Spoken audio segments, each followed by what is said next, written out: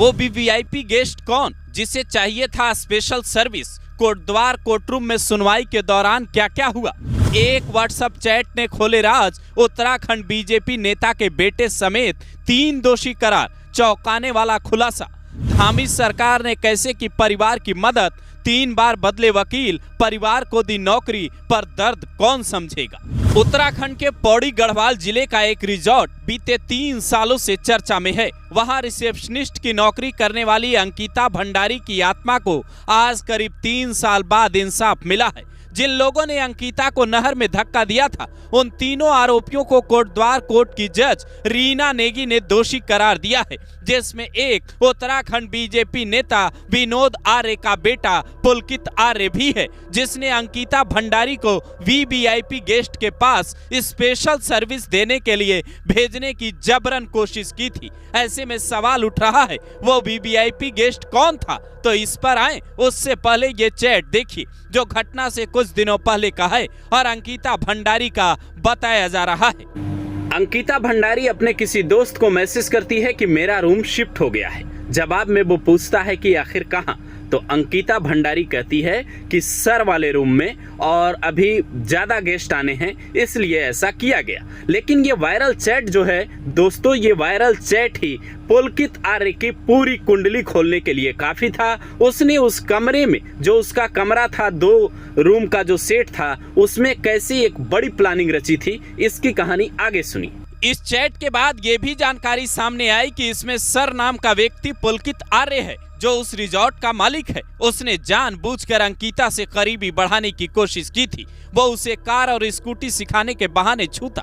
वो जिस कमरे में रहता था वो 2 कमरों का सेट था और वो दोनों कमरे एक दूसरे से जुड़े हुए थे। अंकिता जब वहां शिफ्ट हुई तो एक रात पुलकित ने उसके कमरे में बैठकर शराब पी और उसे जबरन गले लगाने की कोशिश की। अगले दिन जब अंकिता ने नाराजगी जताई तो उसने सॉरी बोला और कहा नशे में गलती हो गई। लेकिन उसकी प्लानिंग धीरे धीरे इसके नजदीक आने और उससे भी खतरनाक मंसूबे की थी।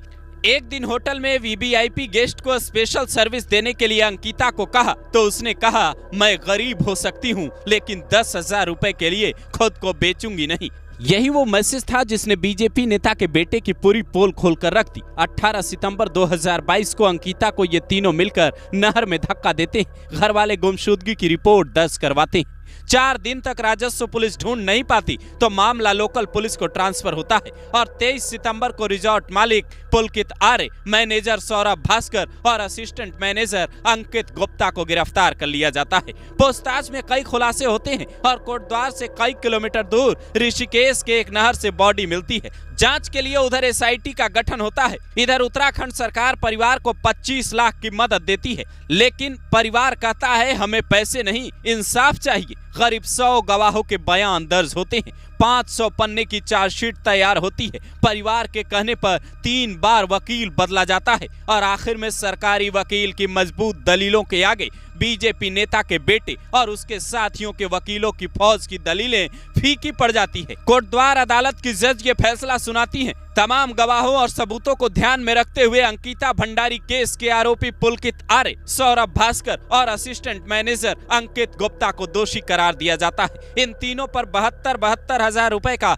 आर्थिक दंड और इन्हें आजीवन कारावास की सजा सुनाई जाती है। अंकिता के परिवार वाले आरोपियों को सख्त सजा देने की मांग कर रहे हैं। हो सकता है आरोपी इस फैसले के खिलाफ ऊपरी अदालत में भी जाएं, लेकिन सवाल अब भी बरकरार है कि आखिर वो वीवीआईपी कौन था जिसके लिए पुलकित आर्य ने इतनी बड़ी घटना को अंजाम दिया। पुलिस जांच में अगर उसका नाम आया है तो फिर उसे बेनकाब क्यों नहीं किया जा रहा? क्या यहाँ गोपनीयता बरता जाना जरूरी है? आप भी अपनी राय जरूर दें।